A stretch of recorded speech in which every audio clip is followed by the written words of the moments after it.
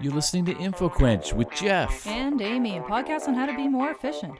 And effective in everyday life.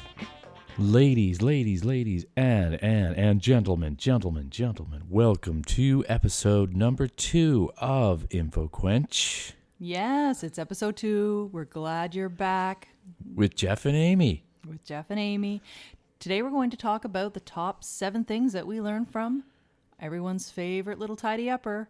Oh, Marie Kondo. Marie Kondo. I have a soft spot, for Marie Kondo. I think that she has some pretty good ideas. She does. Yeah, absolutely. We actually read her book. Well, I read her book, let's be honest. Yeah, I didn't. But I read it too because you told me everything that you were learning as you read it. So long before Tidying Up came out on Netflix in 2014, she wrote the book that started it all, and it was all about the KonMaried method, and it's the Japanese art of decluttering and organizing. And we put that into play here in our home. I still remember the day when you came to me and you said, listen, I'm reading this book and I think it would be really great for our lives. We could get rid of a lot of stuff and I was just instantly just thought, there goes my records. Yeah. I will have no records. But you know what? I won't lie, that was also in the back of my mind. Yeah, but you love the records. Come on. Yeah. There's a lot of really good music there. All 2,000 of them. Yeah, I know. So, it was a bit of a battle to get Jeff on board, but he did come on board. And the reason we're doing this episode is Tidying Up is great. It's a great show on Netflix. I think it's getting a lot of people inspired. I hear thrift stores are getting record donations of clothing and records. Record donations of everything but records. And I think the show is great, but it doesn't really dive into the details of what the whole process is about. So we're going to talk about 7 things that really stuck for us. We did the process 3 years ago, and there's some things that have just carried on. In all honesty, aren't we ready for another do-over of Marie Kondo's philosophy in our home? I'm inspired to do another round. Yeah, I'd be into it as well. You know that I've actually just recently I've been going through my records and literally getting rid of the ones that I've never listened to, or that I don't listen to. And it's a good experience because you're getting rid of the old to bring in a little bit of the new. So I get rid of 70 records and then buy 3 really good ones. Well, it's a good trade-off. It's progress. Okay. All right. Anyways, let's get into aside. Let's get into the things that we learned. So number 1, and this is a strong part of her philosophy, is that you should tidy up in one shot rather than little by little. And by doing that, you can really dramatically change your mindset. So if you look up tips online, often people will say, tackle one drawer, spend an hour each night, do one room a month. And that's great. I mean, I can understand we're all busy and it's nice to just have a small challenge. But you don't see a dramatic change. And if you go through the process and really go through your whole house and you see that noticeable change, and people, I remember people coming to visit us. Our friends would come to visit us after we'd gone through this process. And it did take us a few weeks to go through it, but we kept at it.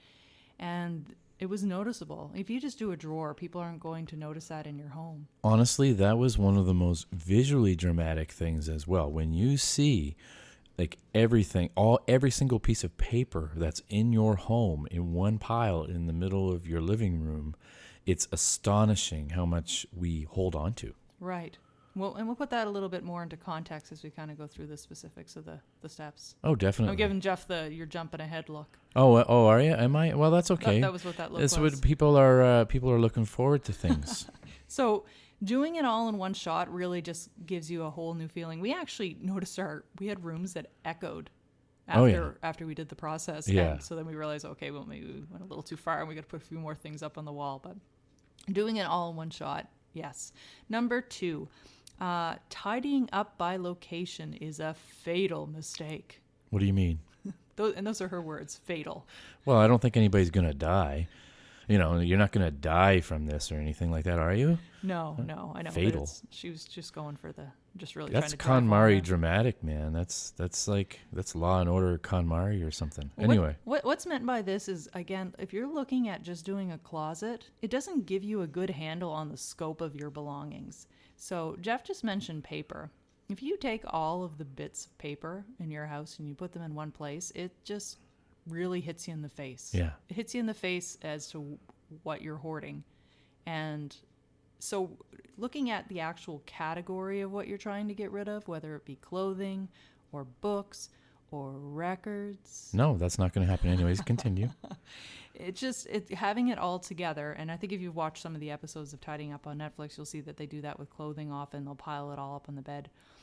It just lets you see the sheer duplication of what you might have. Yeah. So if you have 20 bathrobes, if you're one of those people. Or like 100 magazines. Right. So doing it by category rather than location lets you see that duplication and just the quantity. So, and I think sometimes we need to be reminded of that.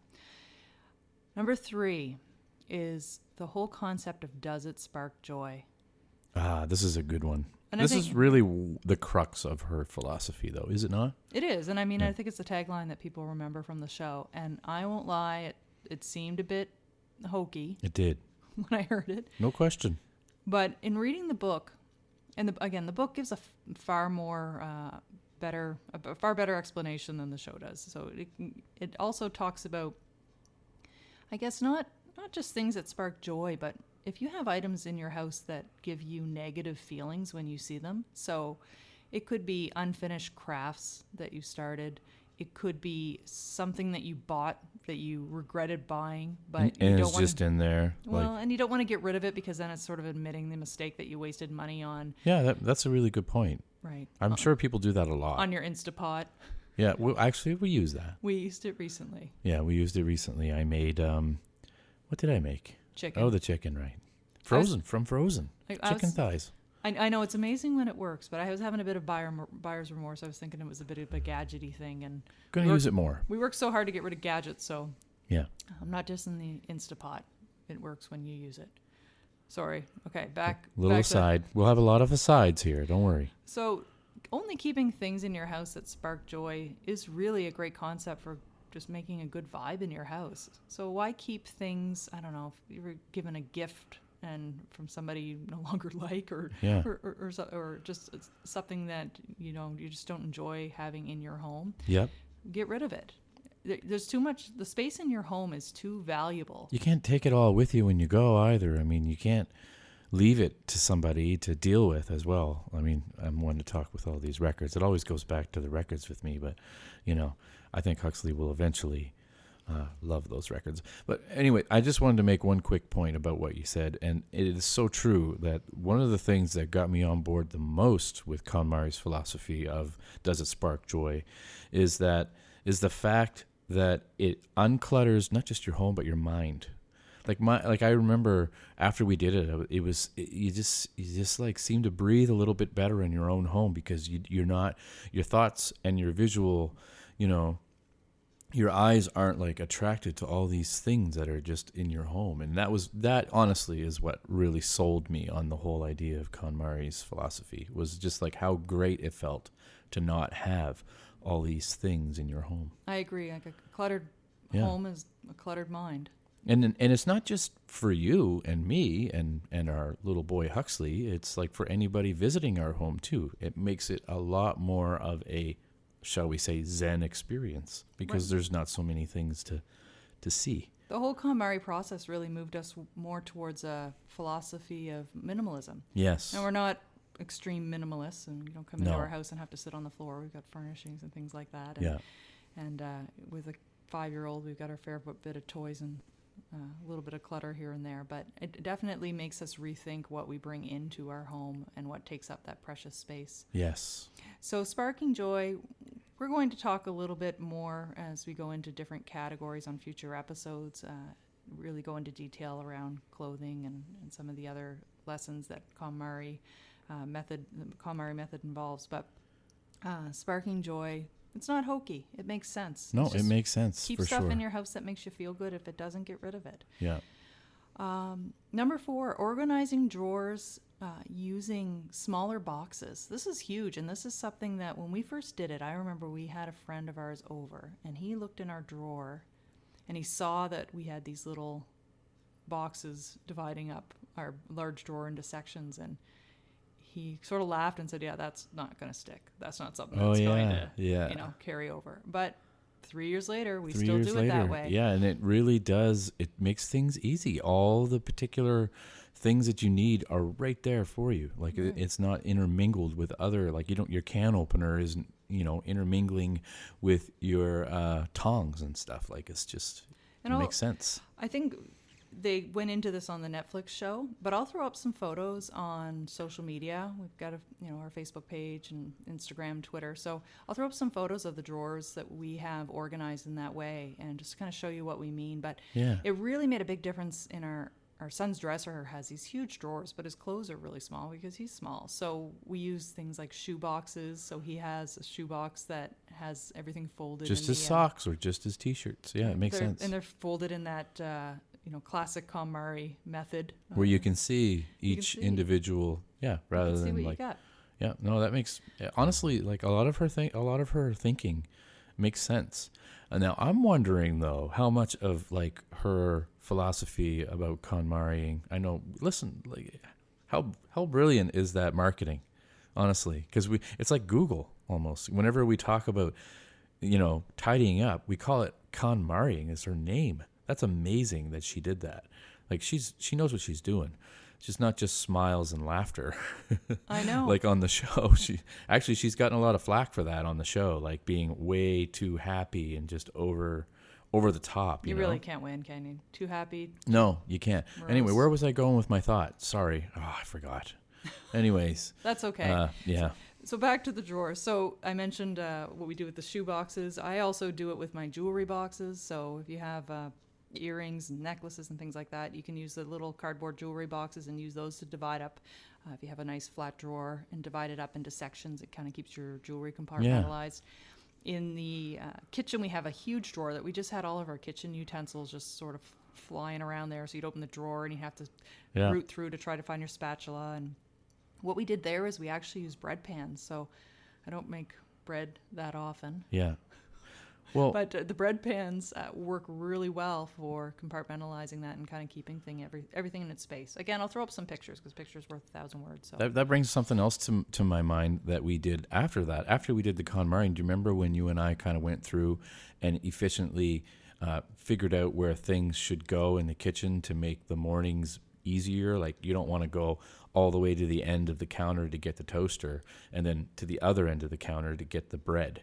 So we put, you know what I mean? Like it's very common things, but do you remember doing that? That was really interesting. Yes. Because it was basically keeping things within arm's reach and thinking about what you're using. And I think if anybody with a dishwasher probably thinks about this when they're unloading their dishwasher, how far away their cupboards are from the dishwasher. And definitely. And it may seem like just a few extra steps, but if you're doing that on every a single day, basis, it all adds up. It all adds up. Was that part of KonMaried's philosophy? That was just part of my your OCD kind of. Well, I mean, it makes sense though. I like to have There's systems. a method to your madness. That's part of what we want to talk about in the podcast. Whenever I look at something, if there is extra steps that are taken or a process is just not working, I like to find a better way to do it. And it makes sense. There's always a better way to do it. Honestly, that is like the whole philosophy behind this podcast, is sharing those, tidbits of information with people, our listeners. Right. Which is really cool. So we're just hoping, we're not experts, but we're just hoping that maybe if something worked for us, it might work for somebody else too.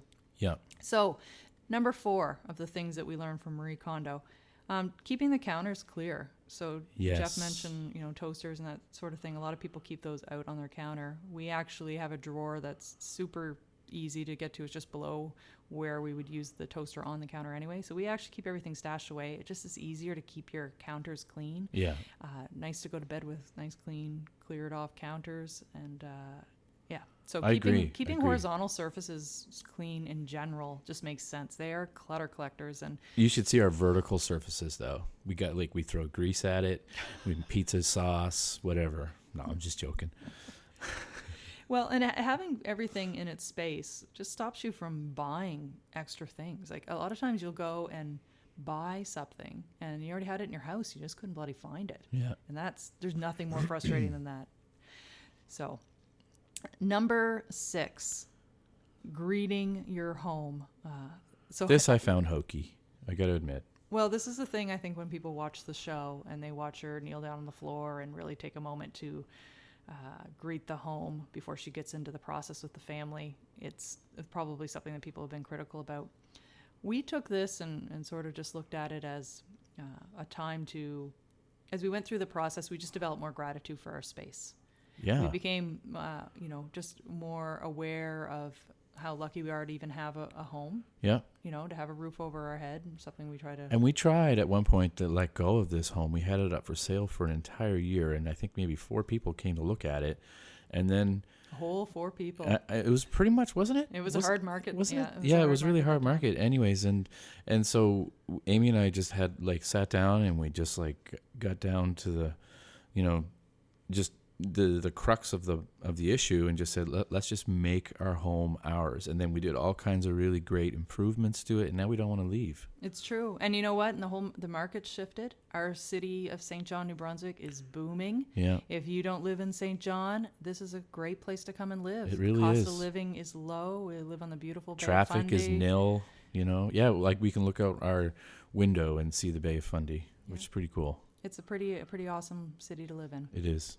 So we'll just put that as a... Saint Awesome. Saint Awesome. That's our hashtag. And finally, the last thing, number 7, and I touched on this earlier, is to be gatekeepers for the stuff that's coming into our house. So only bring in things that create absolute joy. When you're really going to buy something new to bring into your house, take some time and think about it. Maybe give yourself a little bit of a grace period before you actually make the purchase and decide whether you really need it. Is there something else that you have that could be a dual purpose? Could you maybe borrow the item from somebody else? Is it not something you'll use on a routine basis? Yeah. And I'll admit the hardest part about this whole gatekeeper concept is gifts. Yes, because we have a lot of generous family members that love to give gifts. It's a traditional thing, though. Like my mother, for example, she came around, as we both know. We don't buy gifts for her, and she doesn't buy gifts for me. Or us. She buys gifts for our little guy, who's turning 6 in February. So it's that's pretty cool.